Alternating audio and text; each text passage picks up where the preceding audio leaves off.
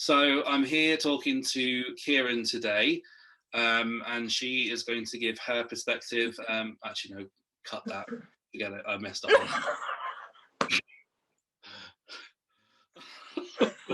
This whole thing is just going to be cut. I bet you. No, it's only because it's you. Like all the interviews I've done, the En Vogue, I've done the Apprentice guy, the vocal coach, the guy from 911.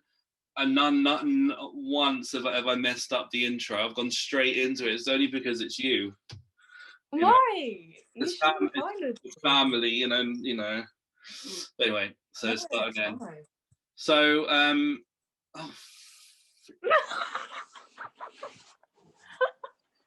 Should I just like switch my camera off and then come back? So you're not laughing at me. Well, what we could do like a proper like we're getting her in kind of thing. Actually, no, just stay there. Just stay there. It's fine. I'll be good. I'll be good.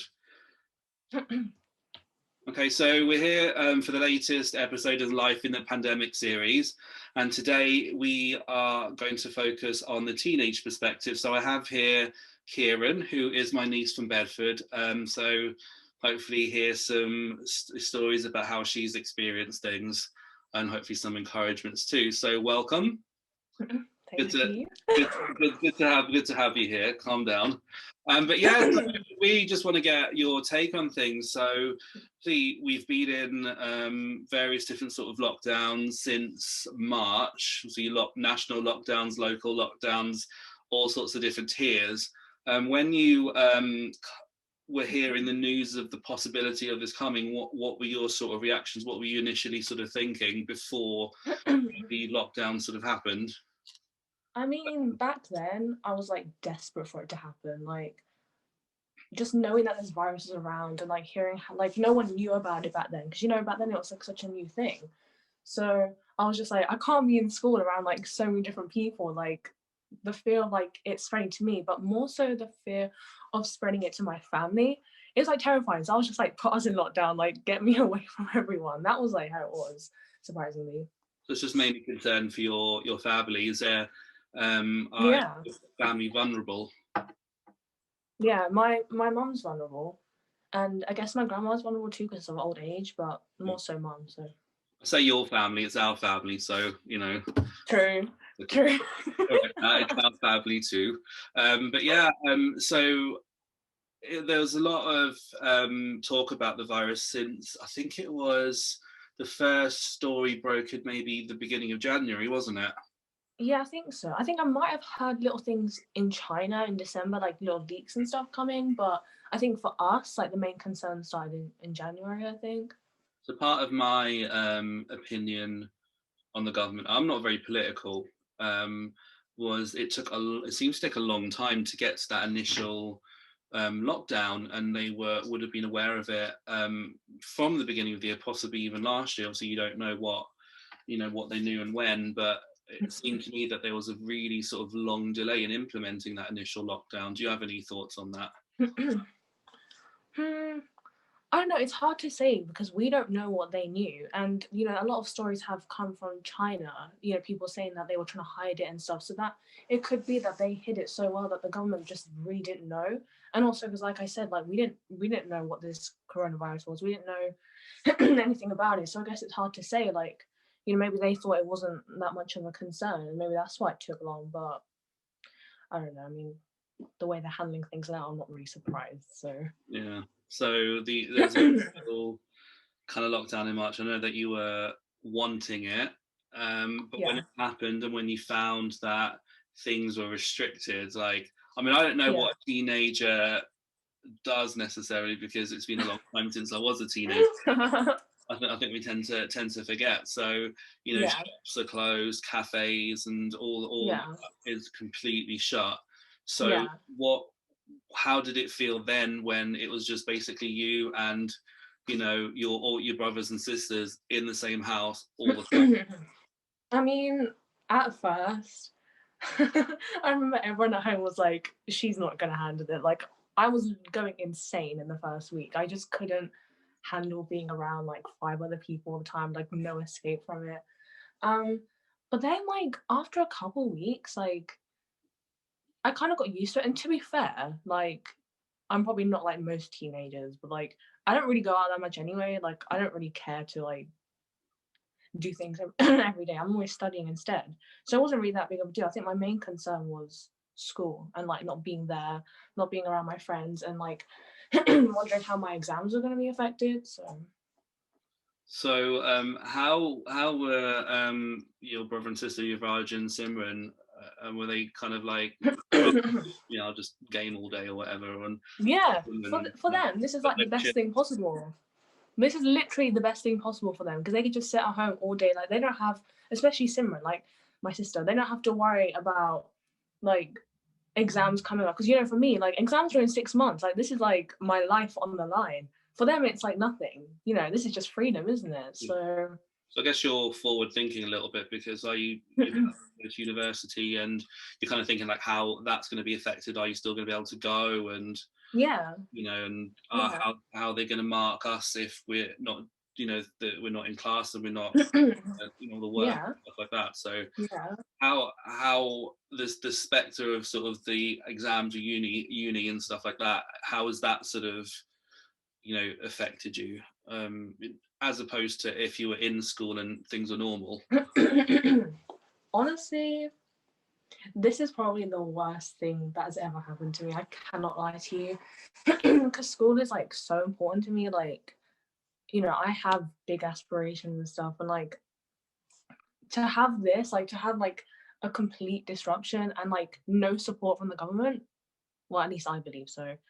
It's horrible because like my future is now so uncertain. Like I guess it always is. Like you don't know what's gonna happen. But like this is just ridiculous. Like I'm at this point where like I'm literally assuming the worst. Like, you know, I'm usually like quite positive, especially like, you know, new start in sixth form. Like I was like positive and I was like, I was really on top of things in the first year and then this happened. And it's just like, I don't mean to be like negative, but like I'm assuming the worst is gonna happen. That's really horrible. Like to the point where like I'm having to plan. Like I mean I always plan backup things, but like I'm assuming that I'm gonna have to go for the backup things because, you know, my grades are not looking too good right now, and the government doesn't seem to care. So, yeah.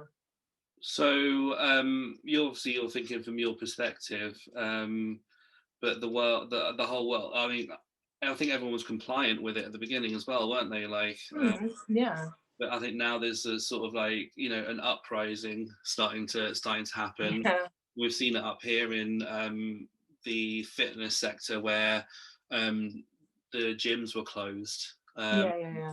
And see people's mental health has been affected, and exercise is vital for, in some ways it's another way to sort of help people cope.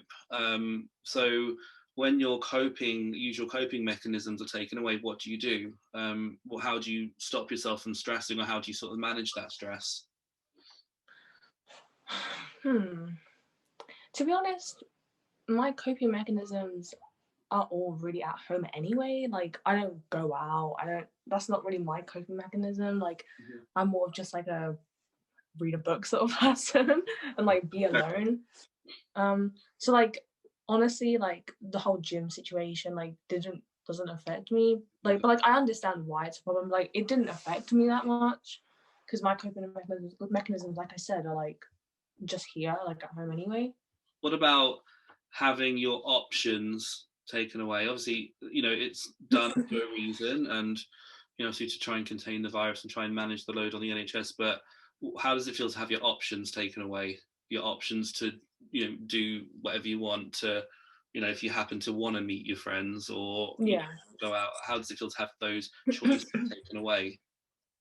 It's frustrating, of course. I think it is for anyone, like especially now during Christmas, like, you know, all the plans I had to like meet friends and, you know, exchange presents or whatever, like were gone. But I know it's for the best. Like, there's a reason the government is doing this and it's for our safety. Like, yeah. I know it's for within good reason. It's not like they're doing it to like annoy us, are they?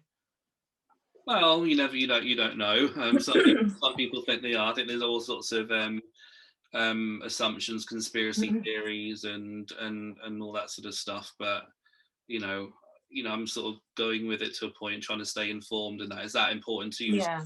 Because I guess some people are going blindly into, yeah, we'll do this, we'll do that, and we'll get the vaccination. But are you sort of looking at research and just to make yourself more informed, if there is Oh any? yeah, definitely. I think the most vital thing in this pandemic is to be informed. Like, that's the only way you can make a proper decision. Like, some people, I think, they're not really thinking about it. It's just like, I don't know.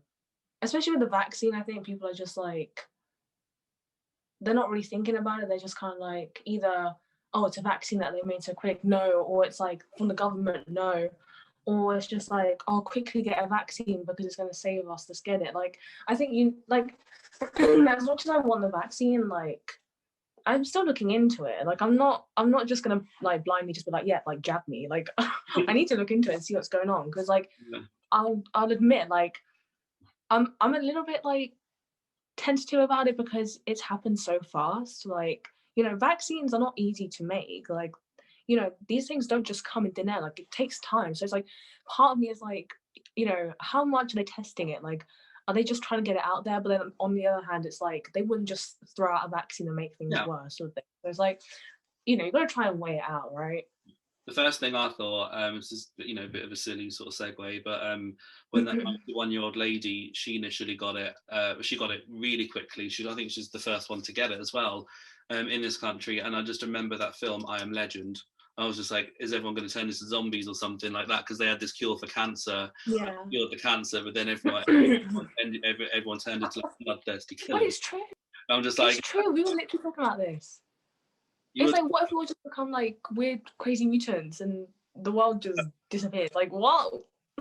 Well, there was I can't remember the story. I don't have the link or anything, but there was a leading scientist who was basically saying that vaccines can get made just like that, but it's the red tape, the safety procedures and the government and everything like that really slows it down. So I think the average turnaround for a vaccine is a decade or something like that, because of the red tape and the politics involved in rolling this out. But apparently, according to the company who've made the one of the viruses, not the Moderna one, the Cipher one, or however you say it. Pfizer. So what's it? Pfizer. Pfizer.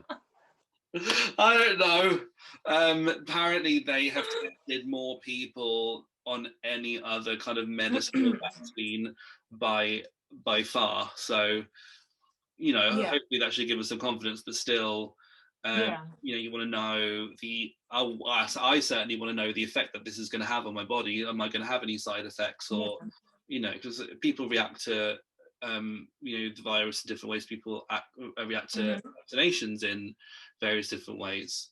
I mean, I've had the MMR jab. Apparently, that causes autism, but I'm not autistic. So apparently, this is one of those conspiracy theories. It's based on really shoddy kind of research that has long been debunked. But you're not the only teenager in your house. How has your brother Yuvraj been? Because was he 13 or 14? 13. 15? 15. We should really remember. I had to think about that. But yeah, I have, but yeah, how has he been, dealing with this, or has he not really dealt with it? He's just kind of carried on as normal. He has carried on as normal. Like I said, this is like the best thing for him. He just gets to sit all day on his computer gaming, living his best life. Like, he has nothing to worry about because he's just gone into year 10, right? So, he was in year 9 when the lockdown happened. Year 9 isn't really that important. Like, I guess it is to an extent because it's kind of like the foundation for GCSEs, but it's still not that bad. Like, you haven't got exams until like 2 years. Like, he's in the first year of GCSE, so he doesn't have to worry about an exam at the end of the year. Like, he's got nothing to worry about. Like, he's fine. He's not been affected at all. So, I mean, I have people like that. They're just like dead chill, but I go up and down. I'm just like, I'm either loving life or thinking, what's going to happen next? Things are so different. I mean, I'm talking from an adult perspective. I mean, an adult too, I guess, in some way. Yeah. But with, trying to, look, when you're looking for work, it's everything's on the computer. When you're a people person like me, I love being around people. So, Yeah. but obviously you're quite content with being on your own and just reading your books Yeah. or doing your stuff in that. So we're completely different in that respect. Like I sometimes climb the walls because I just want to go out and see people and hug people and come home to Bedford for Christmas and Yeah. things like that. A lot of people talk about freedom, but it doesn't seem Mm. like you're too affected by the lack of freedom because you just do your own thing. Yeah. Yeah.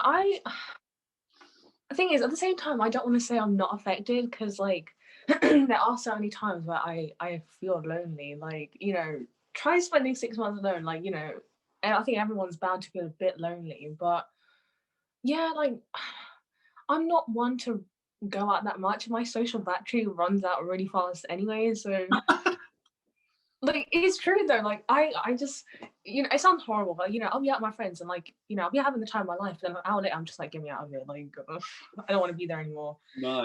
So I'm not too affected, but at the same time, like, I am affected to an extent. You know what I mean? One of the things that I've realised, from my perspective is that having this time and having all these restrictions and being by myself, it's kind of exposed a few things about myself, that things that I need to work on. Do you have any? Obviously, you don't need to tell us what, but I mean, has had that effect on you at all? Like you've realised things, that maybe I could do this different, I could do that different. If that makes sense. Yeah. You can tell from my smile that that's like a punch in the face. I know there's so much that I need to work on. Tell us how you really feel. I'm kidding. I'm kidding. No, honestly, like there's so much. Like I won't okay, maybe I will say everything, but like, like I think one thing that I've really noticed is I don't take care of myself well at all. Like it's terrible. I do not give myself time. Like I'm just like I study, study, study. I go to bed. Same thing next day. Like I don't give myself time, and I feel like having that 6 months, the first lockdown, like I realized that like when you have that much time, like because I didn't know what to do with myself, but then I realized like all this time I could be given to myself, and then coming back in September, I was like, hold on a minute, like I'm just falling back into that trap of like study, study, study, sleep, study, study, study, and then I'm not taking care of myself. Whereas in that 6 months, like I started to like give myself time, but I had to give myself time because what else was I going to do? And so yeah, like now that like I've experienced that 6 months, I've realized like actually I need to like take a step back sometimes and like put myself first, like because I feel like I've always put life ahead of myself. Yeah. So that's one really big thing that I've realized. Another thing that I really realized is like, yeah, I've been saying like I like to be alone and stuff. Like my social battery is like just non-existent.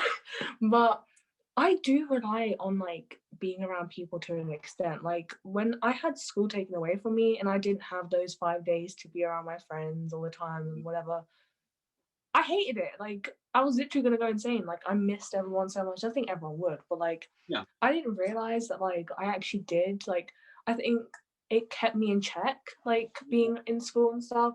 That was a big thing. So I underestimated how much I need to be around people. Yeah. What else? I'm trying to think. That's I can't think of anything else. I mean, that's pretty, big, though, those two things. And Yeah. but it's a good thing. I mean, sometimes when you realize realize things like this that are deep and that are big, it can't. It's not always a happy kind of feeling, but it's a good thing in a way because these things that have been exposed, we now realize that they're there, so it gives us that opportunity to work on them and to hopefully get free from those kind of things, especially if it is something that's been holding you back. So it's a good thing. Yeah. It's just now Yeah. it's now what we do about it to work on it, to try and improve ourselves. I mean, I think that, you know, no matter how old or how young you are, you still have an opportunity to learn about yourself and to learn about people. So, you know, you got a great opportunity there to change a few things should you want to do that. So Yeah. I think from my perspective, we are made to be sort of like relational and, you know, relating to other people, and you know that's how you're going to be with like when you get into work and stuff like that. So it's good to know these things, but you know you just got to work on it. You know, mini counselling session there. But I've realised similar things too. Like I didn't realise that I liked people that much, like because I thought, you know, I could take people and leave it, but then I'd get sad and lonely when I wasn't seeing people. So it's taught me that I really value these relationships, and also to be proactive and intentional in seeking out people, not just waiting for people to come to you, because you could be waiting a long time and it's not for any bad reasons on their part, but you know sometimes we need to be intentional. So the things that I've learned. So it's a good thing, Yeah. good thing and a bad thing. But you know, you know, because it causes you oh no, I didn't realize I was like that kind of thing. But I guess we have these sort of learned behaviors that we learn through other people, or you know, the environment that we're in. Sometimes we're content to just, you know, in our culture, just to have our own bubble. But I think it's important to break out of that and to seek other people and to get new experiences. So it's kind of, you know, taught me that a little bit, and be okay, you know, if you don't do something right, you know, just be kind to yourself, you know, and be kind to other people too. And if you want to do something, you know, if you've got an idea, just go for it. If it works out, it works out. If it doesn't, it doesn't. You know. So it's good to hear that, you know, hear those things from me. But what encouragements would you say? Do you have any sort of good things that have happened, or things that you've realised that are good during this time at all? Honestly, no. Besides those like realizations about myself, which, you know, I guess are good things. Those are the good things, yeah. There is literally nothing else encouraging right now. I'm going to be honest with you. It sounds sad, but true. Do you sort of go up and down in your kind of emotional reaction to what's going on? What about the different tiers? Let's talk about the government. There you go. Let's go. Yeah, now we're going to know how you really feel. So we've had national lockdowns. We had a break in August, I think it was, for about 4 weeks. We had it here. I don't know if you did. And then I think we did, yeah, because that was the whole Eat Out to Help Out thing, wasn't it? Around that time. Yeah. Which I took advantage of. Same. I went to a nice Indian restaurant, a street food restaurant in Liverpool.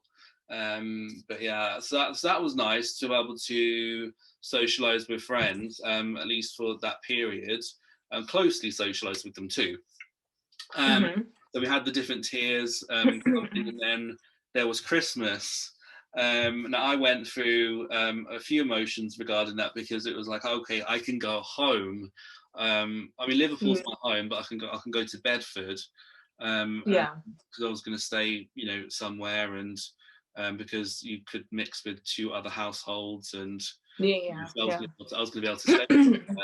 But then that changed because there were already 2 other households involved, and then it went from a 5-day period to nothing for Bedford. But we had the 1 day in Liverpool. So like, what were you thinking then? Like when it's like changing, chopping and changing, you know, the government making their decisions. What do you think about that? It is ridiculous. Let me tell you, it is the stupidest thing. It's the fact that, especially, isn't it necessary? I think it was definitely necessary. Like, I mean, I'll talk more about my opinions on Christmas in a sec, but it's the fact that it was so late. Like, 1 minute you're saying Christmas, yeah, like, was it 5 days of freedom, like, you know, whatever, and then like a day before it's like, actually no, like, shut up, you're not doing that.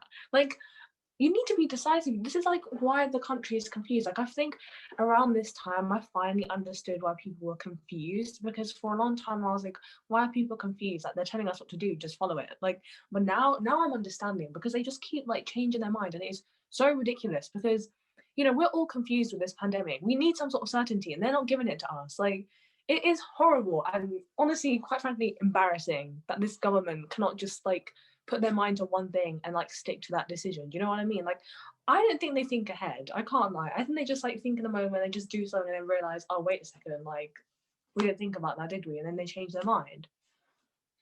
I mean, it's. I think from my perspective, I mean, I'm not necessarily for or against the government, such, but I think it's one of those. It's an unprecedented situation. So how do you get it right?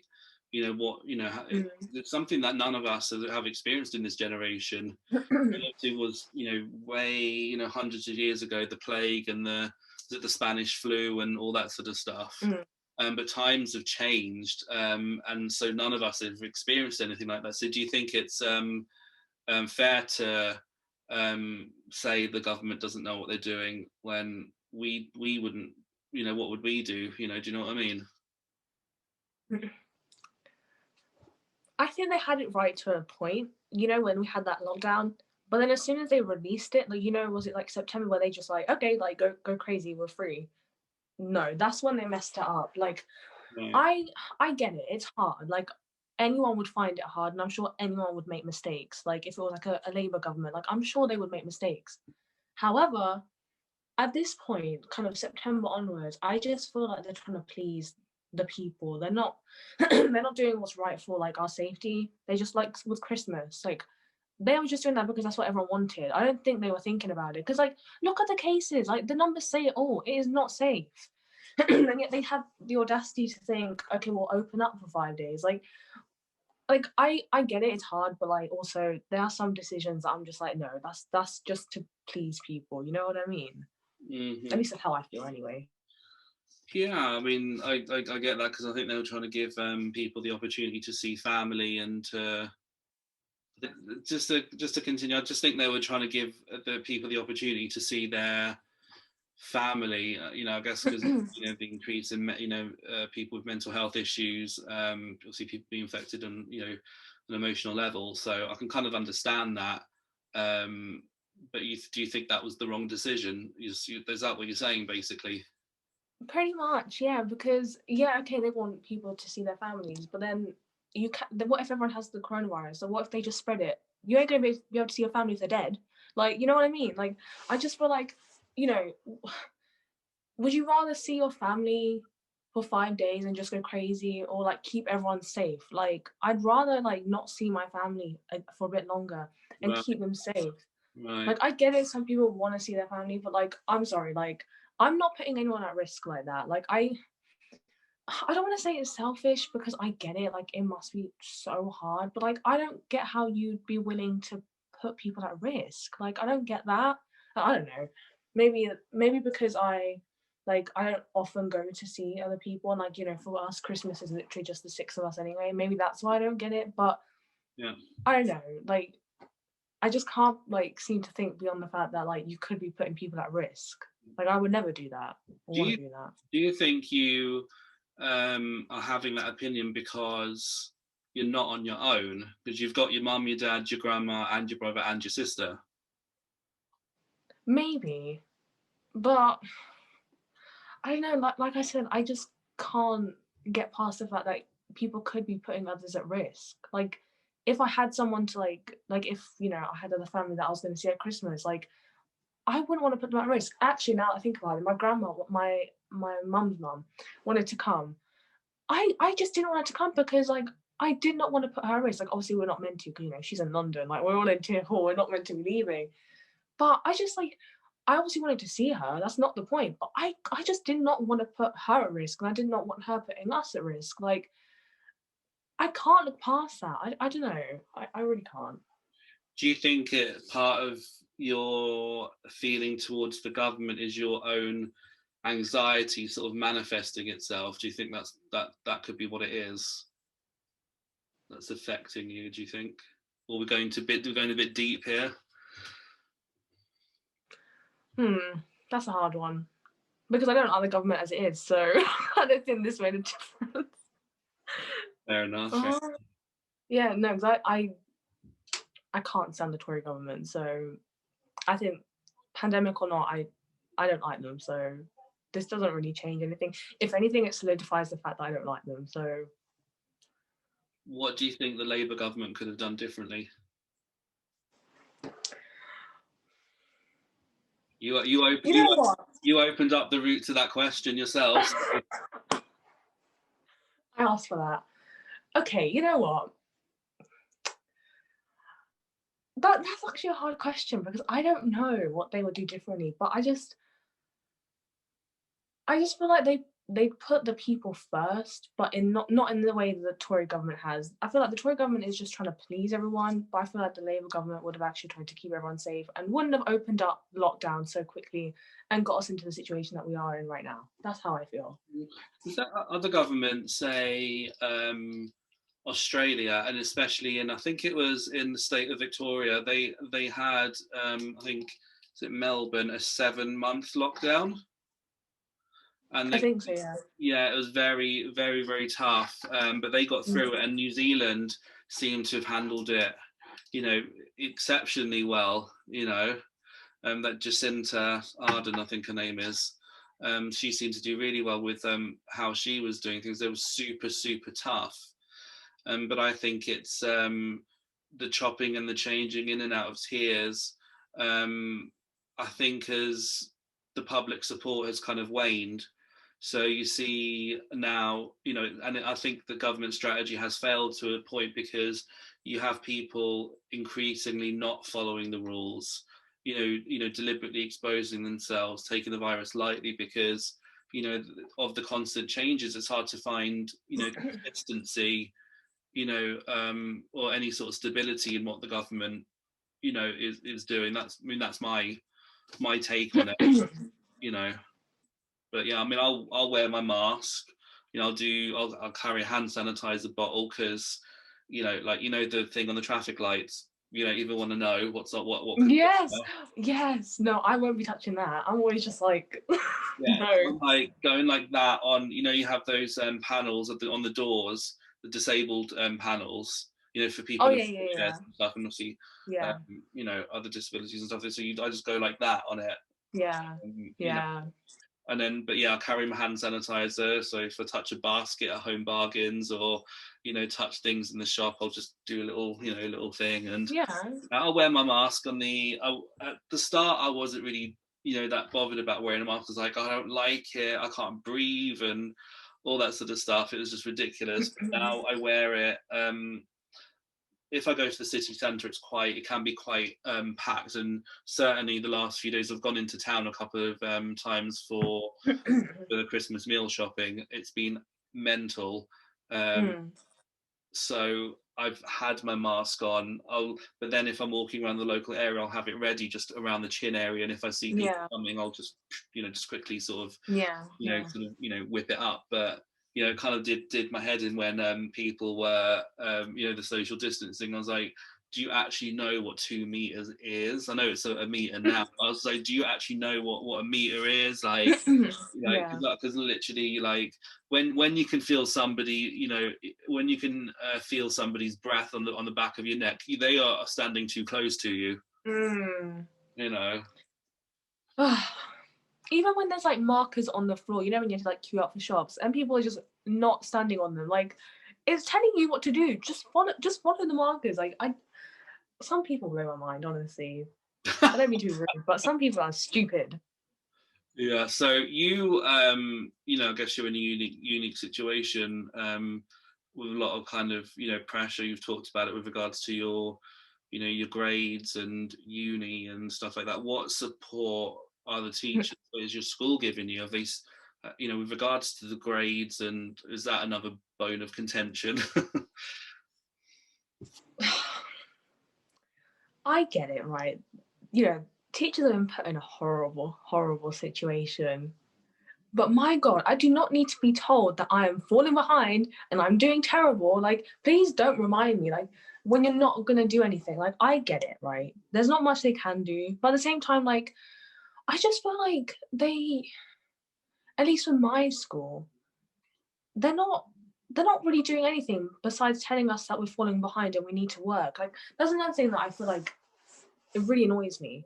They're quite ignorant to how we're feeling. I feel like they're just like, oh, you've come back, let's get on with it.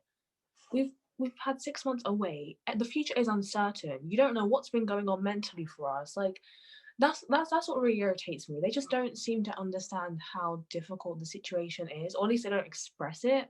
So honestly, support wise, non-existent, if I'm being honest with you. Really non-existent. It's just making things worse, in my opinion. I guess in you're a student, I guess if they're wanting to get into university, you're already under pressure, so you've got that extra pressure that you don't need. Yeah. But Yeah. you just got my recommendation is you just got to speak up about it. And you know what? I've No. filed complaints. Dad's filed complaints. We've all been protesting to the teachers, like, support us already. We're doing what we can. What are you doing? You're doing nothing. Like, I don't get it. I'm at the point of just giving up. Like, it sounds bad, but I mean, I'm getting support from nowhere. Like, the school is not supporting me, the government is not supporting me. I don't think my family understand the pressure that I'm going through. Like, the only people who really understand are my peers. That's it. And what help am I getting from that other than crying with each other? You know what I mean? It's a definitely tough situation. I mean, what do you, just to sort of finish off? What do you hope for the future? I mean, I'm asking that to everybody because it is one of those weird times where you don't know what's going to happen. But I mean, see, we've got the vaccine. Said you're going to research on that, but in general, with how things have been, how you've been affected with school and the restriction stuff, what do you hope for the future? What you mean in terms of like what the government does or what I want to happen? Just what you want to happen, because we're going into 2021. Hopefully things will start to improve with the vaccine and stuff like that. But what are your hopes for the future going forwards? Hopefully coming out of this soon. Right now, I want a national lockdown.